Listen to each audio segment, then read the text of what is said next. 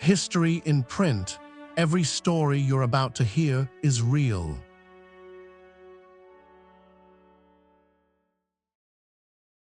Good evening, this is History in Print. On this day, May 30th, 1897, Lake Charles, Louisiana. The Calcasieu River moves slow in late May. Heat settles over the sawmill yards before sunrise. Somewhere downtown, horses pull wagons across unpaved streets. The smell of cut pine is everywhere. This is a city balanced between two worlds, old Southern custom and something newer, faster, stranger. The bicycle riders are already causing trouble. The courthouse holds a scandal, and the rail lines bring news from places most residents will never see. According to the Lake Charles commercial, Lake Charles, Calcasieu Parish, Louisiana, the record for these days reads like a town holding its breath. In the spring of 1897, America had gone mad for the bicycle. Every city, every town, every dirt road felt the wheels. Lake Charles was no exception, but Lake Charles had its own way of doing things. The city council had been wrestling with the question for weeks. Fast is too fast, and what does a gentleman owe a lady on the sidewalk? These were not small questions here. These were questions of character. According to the Lake Charles commercial, Lake Charles, Calcasieu Parish, Louisiana, the council passed a new bicycle ordinance after what the paper called, plainly, a lively discussion. A polite way of saying it got heated. The new law set a firm limit, 10 miles per hour on city streets, 6 miles per hour on sidewalks. Numbers may sound modest. In 1897, on a bicycle, they were not. But the ordinance did not stop there. A rider approaching a lady or a child on the sidewalk was required to dismount completely, unless the lady herself gave permission to pass. And if two or more ladies walked together,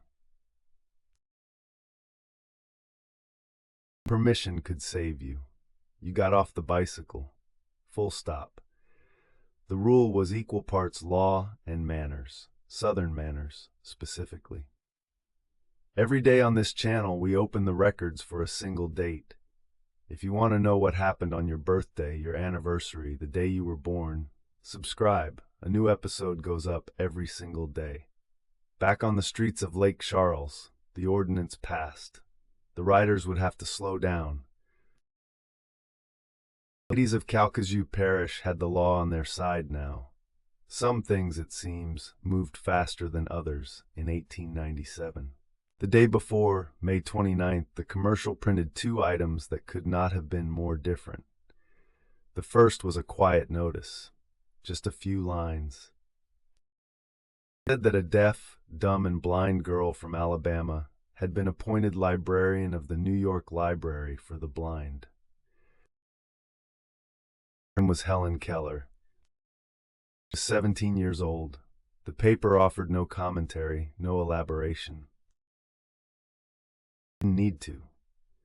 The editors of a small Louisiana paper had decided that their readers should know this name. They printed it.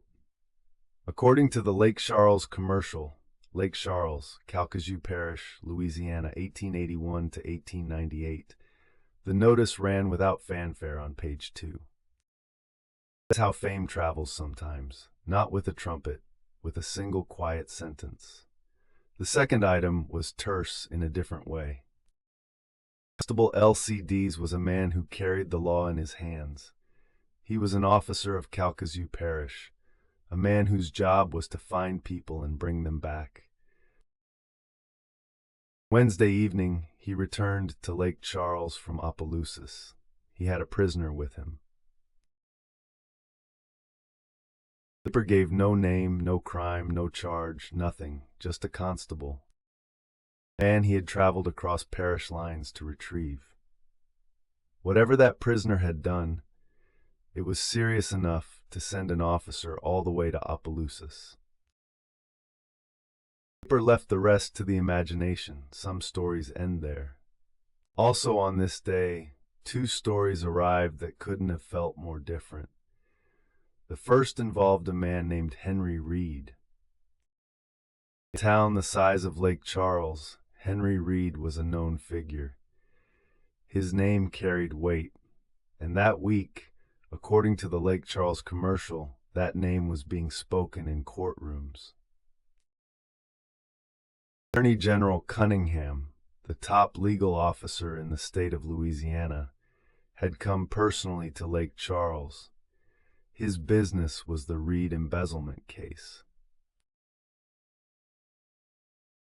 State Attorney General leaves Baton Rouge and boards a train for your town. The matter is no longer local.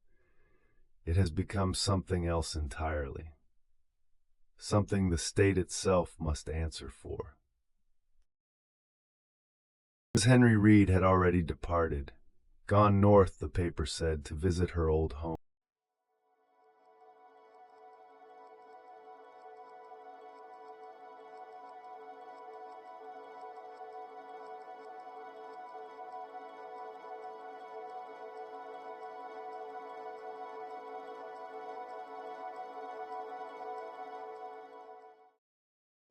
Every word you just heard came from the original newspapers.